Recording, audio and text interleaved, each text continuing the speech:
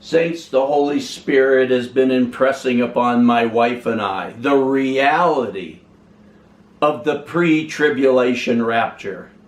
We've got to understand it takes God to prepare us, God to call us, God to get a position, God to prepare us for that, because we don't understand the reality of the pre-tribulation rapture. Are you ready? Or will you be like Lot's wife and look back? Will you look back if the pre-tribulation rapture is going to happen? Would you say like so many said to the Lord when he told them to follow him? And they said, oh, I took a wife. Excuse me. Oh, I just bought some land. Oh, I just started a business. Oh, let me go bury my father. He said, let the dead bury the dead. Who could be prepared for this? And what does it mean?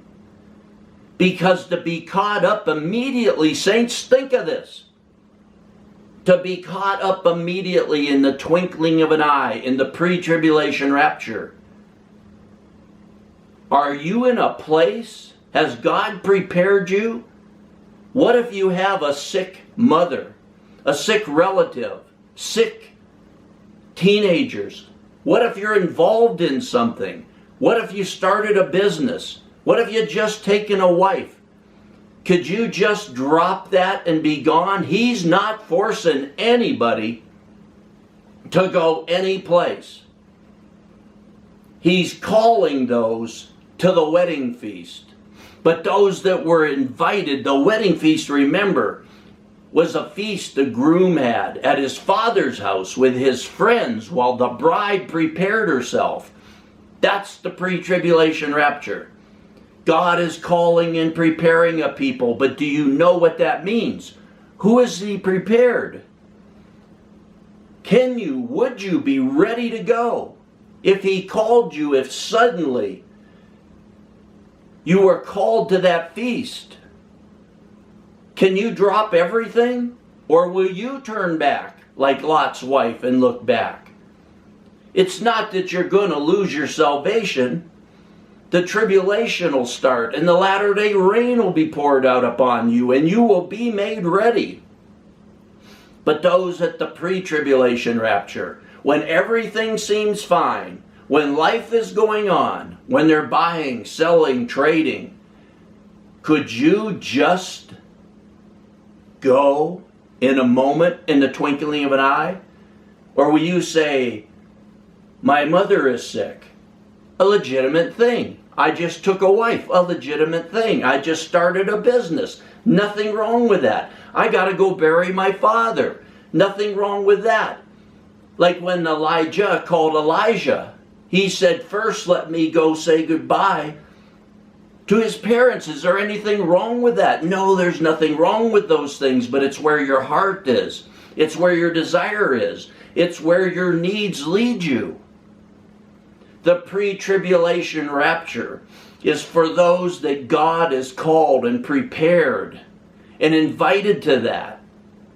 And they will be ready, and they can and will drop everything in the moment and in the twinkling of an eye. Think about that, saints. It's not a fairy tale. It's not Christian nursery stories for baby Christians. It's the reality of the pre-tribulation rapture. To be called to leave in an instant and leave everything behind. How many can? How many would?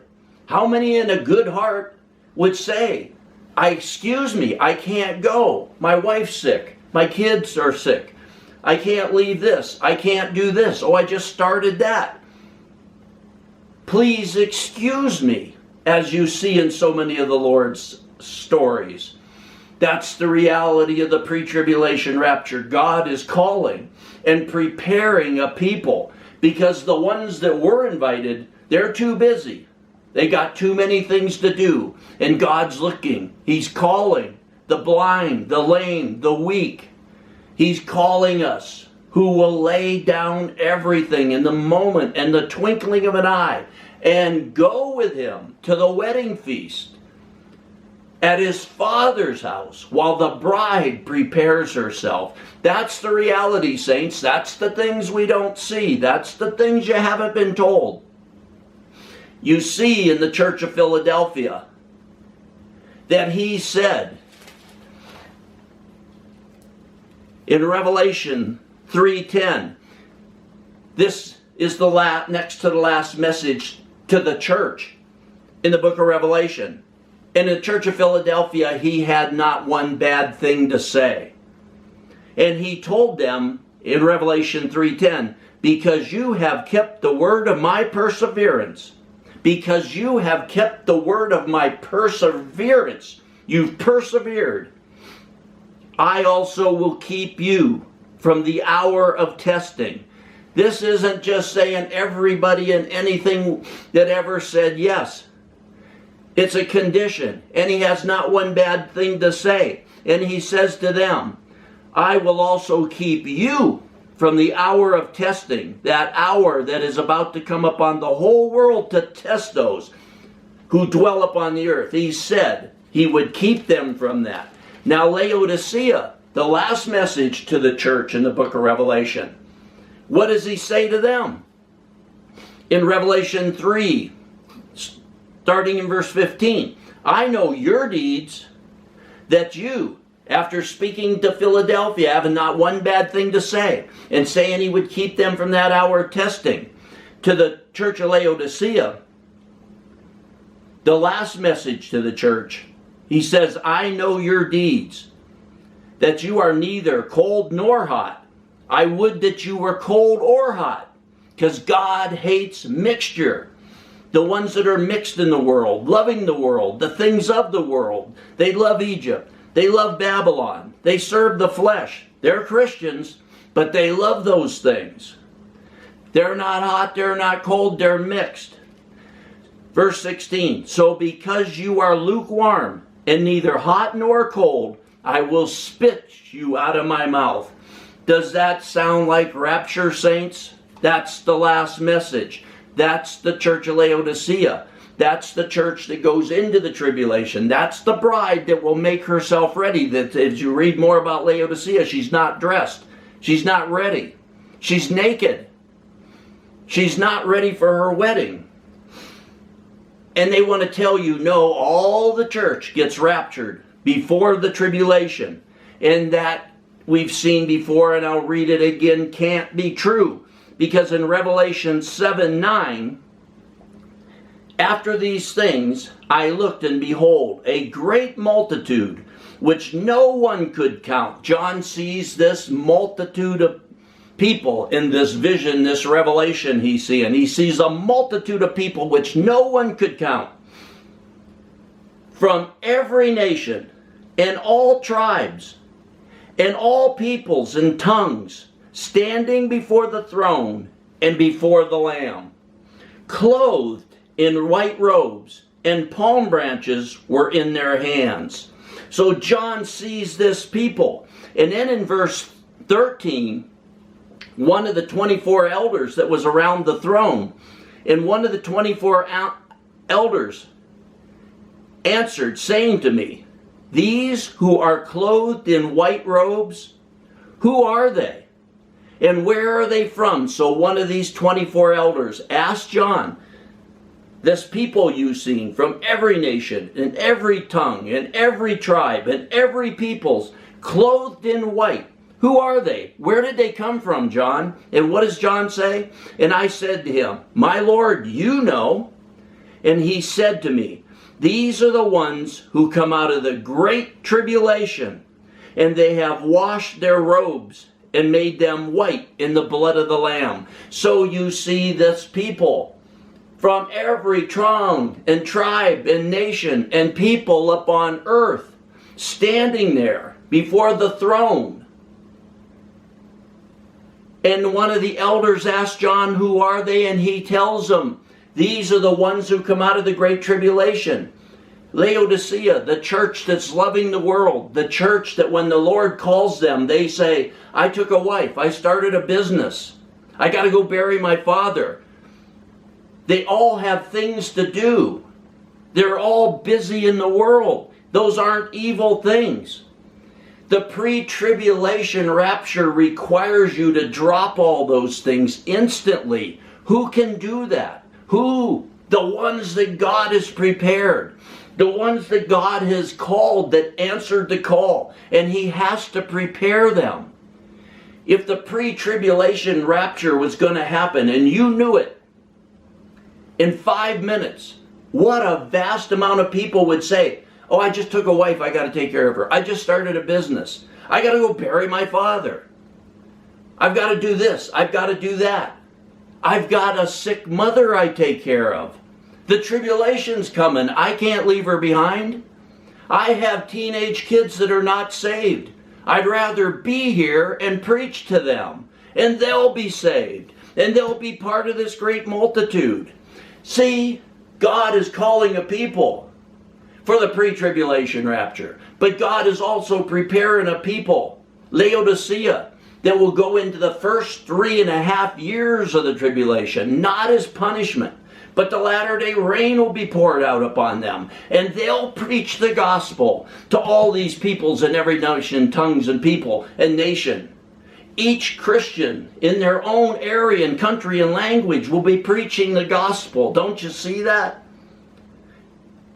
These teachers who just want to keep you in your nursery rhymes and keep the numbers up, they tell you every single Christian that ever said yes is going to be caught up and gone. You can see that ain't true. And how many of you truly would say, I want to take care of my mother, she's sick. I want to get my kids saved. I've got this to do. I've got that to do. There's nothing wrong with that. Your heart is there to do that. But God is seeking a people to go to the wedding feast with His Son for that feast. Like a modern day good and godly bachelor party while the bride is preparing herself. God is calling a people. Most Christians don't have any reality of to be caught up in the pre-tribulation rapture. They're not ready. If given a choice in the twinkling of an eye, they'd say, I got to take care of my mother. I just took a wife. I'm building a house. Their mind would be caught up. They wouldn't go. They wouldn't be ready because they wouldn't be prepared. God calls us. God chooses us. And God prepares us for that place. And you can see this in dozens of places in the Word. And what did He say in Luke 9:61 and 62?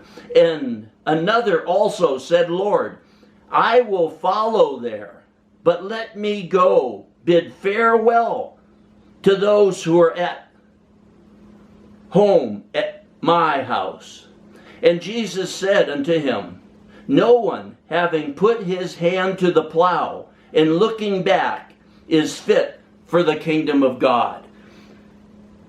Most aren't ready. Most aren't prepared. Most, given a choice, are going to have very legitimate good reasons to say, I'm going to stay a little while longer. Just like Lot's wife. Lot and his wife were called out, but his wife turned around and looked back. And all these teachers with their nursery rhymes and everything want to tell you that's evil. Lot's wife was destroyed. She was caught up in it. It's just like the tribulation. She was caught up in it. She was encased in salt. Every other case in the Bible, every other place in the Bible, they're showing you and telling you that salt is a good thing. Salt is preserving you. Salt always represents a good thing. But in that case, they want to tell you Lot's wife looked around and it was evil and she went to hell with them. They're sending everybody to hell but themselves. No, she was encased in salt, but she looked back. She was preserved. The church that goes into the tribulation, Laodicea, they will be preserved. But the thing is, the reality of being caught up in the moment, in the twinkling of an eye, most are not ready. Most would change, say, I'll wait, I got this, I can't leave my mother. How many people nowadays would even say, oh, my dogs, I've had Christians tell me, if my dogs ain't going, I don't want to go. Or if there ain't dogs in heaven, I don't want to be there. Or I don't care, I just couldn't understand it. Their hearts are everywhere, in countries, in sports, in sin, in the flesh, in Egypt, in Babylon, in the cares of this life. But God has to prepare us for the pre-tribulation rapture. And we have to be willing to go in the moment, in the twinkling of an eye.